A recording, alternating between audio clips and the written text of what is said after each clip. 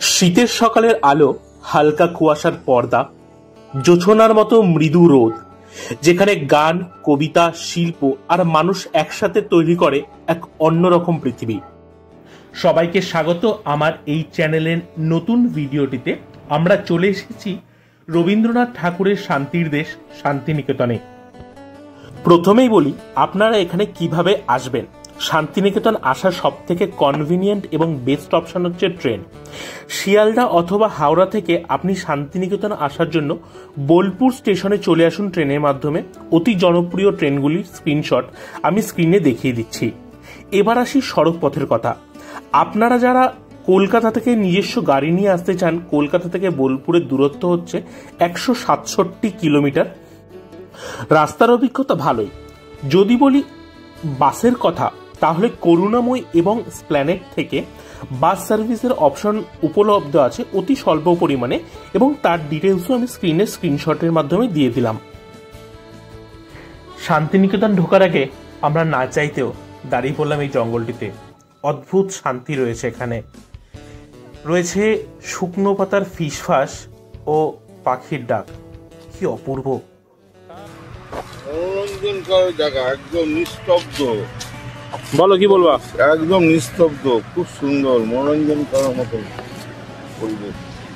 চারিদিকে শুধু জঙ্গল আর জঙ্গল।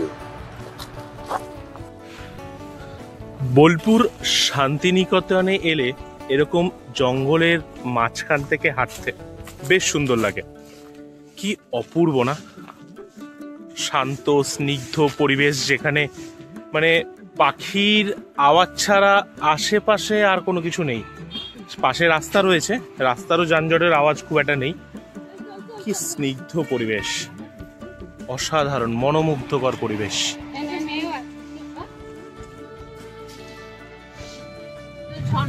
দেখতে দেখতে আমরা চলে এসেছি শান্তিনিকেতনের অতি জনপ্রিয় হাট, সোনাঝুরি হাটে। আজকে রবিবার, তো নিশ্চিতভাবে একটু হাটের পরিমাণটা বেশি হবে অন্যান্য দিনের তুলনায়।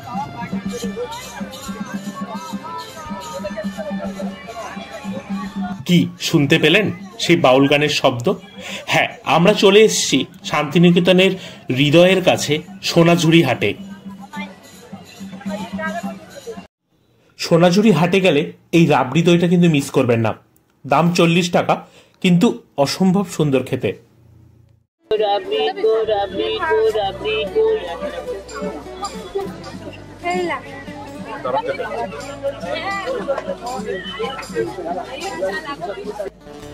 এখানকার সোনাঝুরির নাম এসেছে সোনাঝুরি গাছ থেকে। পাতা যখন শুকিয়ে ঝরে পড়ে তখন যেন সূর্যের আলোতে সোনার মতো ঝিলমিল করে। এই জঙ্গলটাই শান্তিনিকেতনের অন্যতম শান্ত এলাকা। এখানে হাঁটলে সত্যি মনে হয় মাটির গন্ধ, গাছের ছায়া, মানুষের গান সবকিছু এক হয়ে গেছে।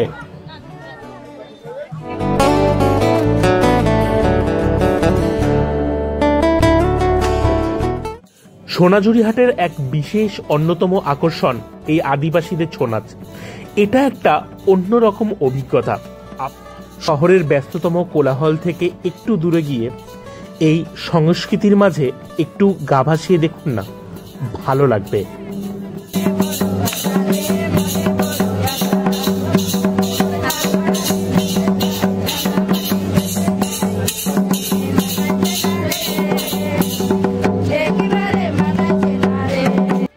সোনাঝুরির ঠিক পাশেই রয়েছে অন্যতম রিসর্টস শকুন্তলা, রামশ্যাম, রসনাই। আপনারা চাইলে এখান থেকে আপনারা দুপুরের লাঞ্চটা সেরে নিতে পারেন। এখানের লাঞ্চের ব্যাপারটা হলো পেট চুক্তি খাবার, অর্থাৎ আপনারা 180 টাকা থেকে 200 টাকার বিনিময়ে আনলিমিটেডের ভেজ থালি পেয়ে যাবেন। খাবারের গুণমান এবং পরিমাণ দুটোই অসম্ভব ভালো।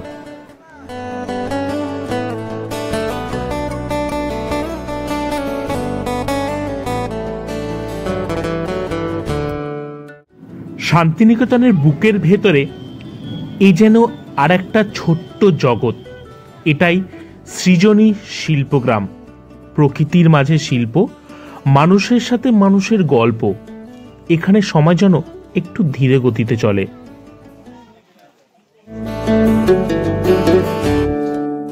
সৃজনী শিল্পগ্রাম এই জায়গাটিকে লোক সংস্কৃতির পাঠশালাও বলা যেতে পারে, কারণ এখানে শুধু দেখার নয়, শেখার আছে, অনুভব করার আছে অনেক কিছুই।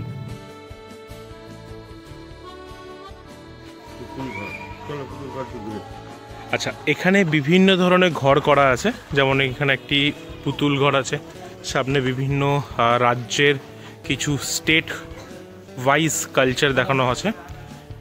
পুতুল ঘরে প্রথমে যেটা দেখতে পাচ্ছি এখানে হচ্ছে ক্যালেন্ডার আছে, বাঙালি ক্যালেন্ডার। এখানে যদি আমি দেখি এই হচ্ছে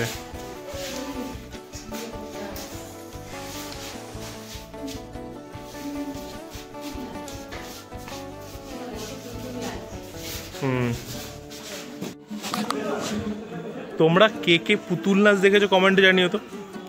ছোটবেলায় আমার মনে আছে মায়ের সাথে বা বাবার সাথে যেতাম, আমাদের ওখানে মুক্ত মঞ্চে পুতুল নাচ হতো শীতকালে। মা যাই হোক,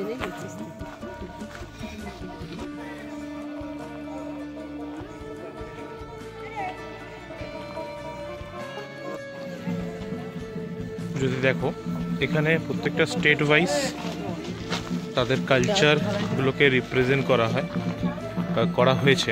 যেমন উড়িষ্যাতে কেমন টাইপের ঘরের কালচার সেটা রয়েছে, এদিকে রয়েছে পশ্চিমবাংলা কেমন টাইপের ঘর এবং গ্রাম্য পরিবেশ সেটা রয়েছে। যেমন যদি দেখাই,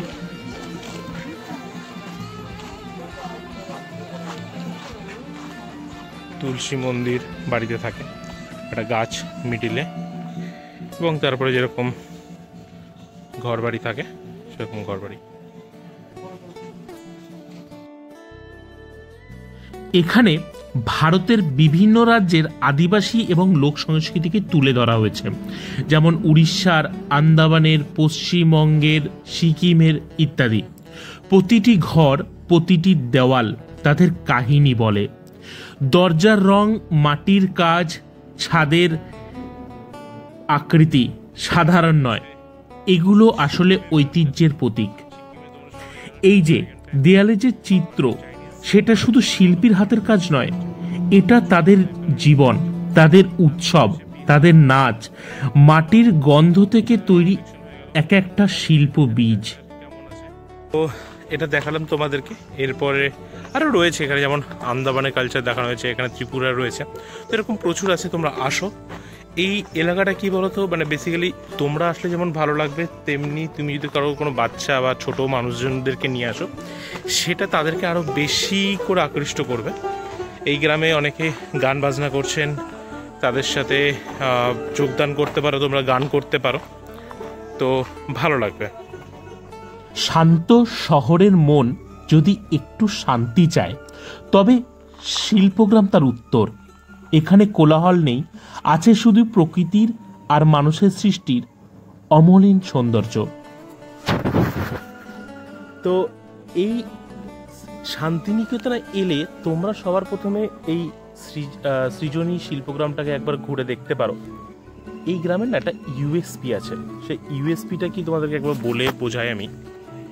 দেখো, শান্তিনিকেতন এমনি তো খুবই একটা শান্তশিষ্ট জায়গা, সে তো কোনো ডাউট নেই, ঠিক আছে, খুবই শান্ত পরিবেশ, খুব অসম্ভব সুন্দর।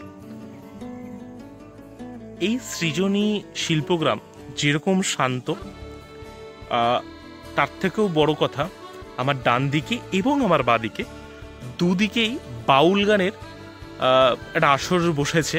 দুদিক থেকে আমার, জানি না তোমরা শুনতে পাচ্ছ কিনা ভিডিওতে, একতারার যে টিউনটা সেটাই আসছে বাউল গানের সাথে। শীতের হালকা একটু আমেজ, হাওয়া দিচ্ছে, রোদের উষ্ণ তাপ, সব মিলিয়ে মানে কি বলবো, অসম্ভব সুন্দর। ঠিক বলে বোঝাতে পারবো না। আমি অনেকদিন পর এলাম, তো কাজের ফাঁকে না মাঝে মাঝে এরকম একটু শান্ত নিরিবিলি পরিবেশে এসে বসা উচিত। নিজের সাথে কথা বলে নিজেকে চেনা, মানে নিজের সাথে কথা বলা উচিত। মানে আমার মনে হয় আমাদের যে, মানে আমরা যারা, আমি বেসিক্যালি কর্পোরেট এমপ্লয়, তো এই শহরের কাজের ফাঁকে, মানে শহরে এত কোলাহল, তারপর আমার নিজের বাড়ির ওখানেও গ্রাম হলেও প্রচুর কোলাহল, চারিদিকে এদিকে এই অনুষ্ঠান, ওদিকে ওই অনুষ্ঠান। এখানে অনুষ্ঠান বলতে এই বাউল গানের আসর, একটা আলাদাই মাধুর্য আছে, মানে আলাদা ব্যাপার আছে।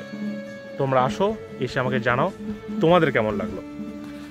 আজকে হয়তো এই শান্তিনিকেতন পর্বে, এর আগের দুটো পর্বে আমি দেখিয়েছি যে তারাপীঠ এবং নলেটেশ্বরী ওই পর্বে। এই পর্বে শান্তিনিকেতনটাই থাকবে, বেশি কিছু আমি কভার করব না। শান্তিনিকেতন হয়তো অনেক কিছু আছে কভার করার মতো, আমি বেশি কিছু কভার করব না। এই সৃজন শিল্পগ্রামটা, সোনাঝুরি হাটটা, এই দুটোই, এবং তার সাথে কঙ্কালীতলা মন্দিরটা, বাস। আমার মোবাইলের স্টোরেজ নেই, তো এটাই হলো। তার থেকে বড় কথা আমার সময় নেই, আমি আজকে আবার বাড়ি ফিরে যাব। তো আপাতত এখানেই। তো তোমাদের একটা টিউন শোনাচ্ছি, এবং সেটাকে আমি দিয়ে দেবো, তোমরা দেখে নেবে, চেক আউট করবে। আশা করছি ভালো লাগবে। কেমন লাগছে আমার ভিডিওটা অবশ্যই জানাবে। যদি ভালো লেগে থাকে, দেখো আমি নতুন তো ব্লগিংয়ে, অনেক ভুল হবে, অনেক কিছু হবে, তো সেগুলো আমাকে পজিটিভলি আমাকে জানাবে, যাতে আমি নিজেকে ইমপ্রুভ করতে পারি। আর কি বলবো, দেখতে থাকো।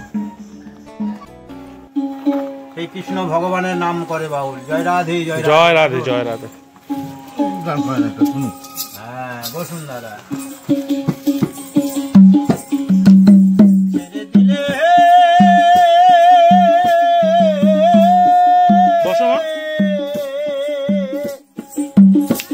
আমরা ছেড়ে দিলে সোনার গৌর আর তো পাবো না,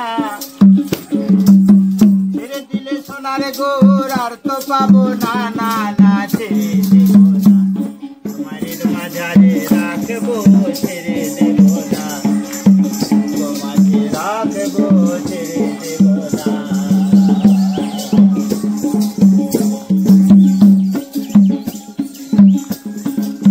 ভুবন মোহন গোরা কত মনি জনার মনোহরা, জয় রাধার প্রেমে হয়ে বিভরা,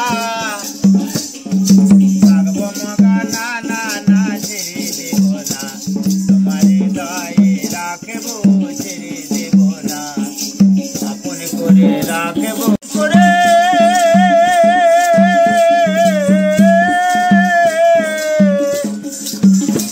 তাদের পেয়েছি এই মানব জনক, জীবনে চলে গেলে আর তো পাবো না, আমরা মানব জনম চলে গেলে আর তো পাবো না, না না ছেড়ে দেব না।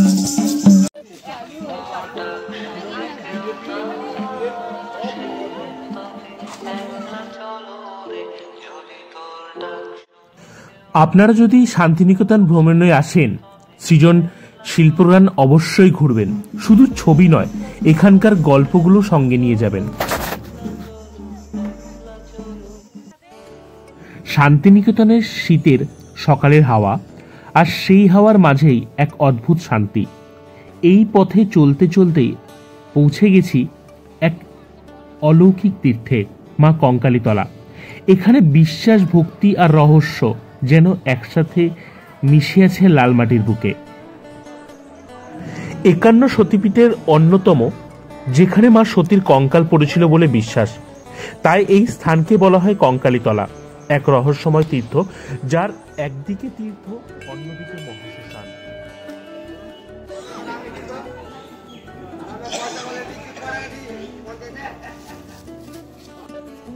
এটা হলো কোপাই নদীর ঘাট, মা কঙ্কালীতলা ঘাট।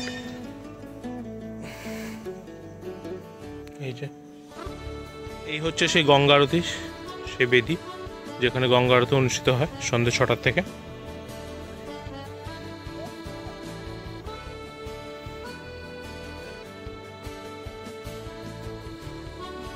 কঙ্কালীতলা মন্দিরের বাইরে পার্কিংয়ের সুব্যবস্থা আছে।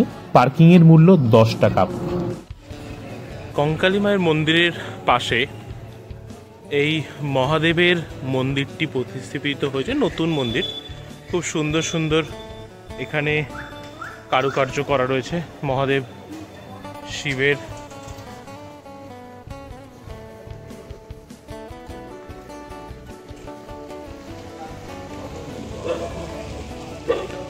এই মন্দিরটির ঠিক সামনে রয়েছে নন্দী মহারাজের একটি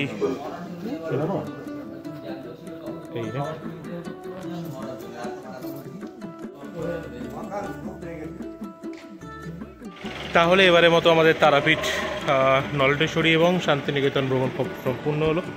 তো আমাদের এই জাস্ট কঙ্কালীতলা মায়ের দর্শন করে আমরা বেরোলাম এবং এখনই আমরা রওনা দেবো। এখন বাজে ঘড়ির কাঁটায় 4:35 এবং এখন আমরা বেরোবো মোটামুটি 150 কিলোমিটারের কাছাকাছি রাস্তা।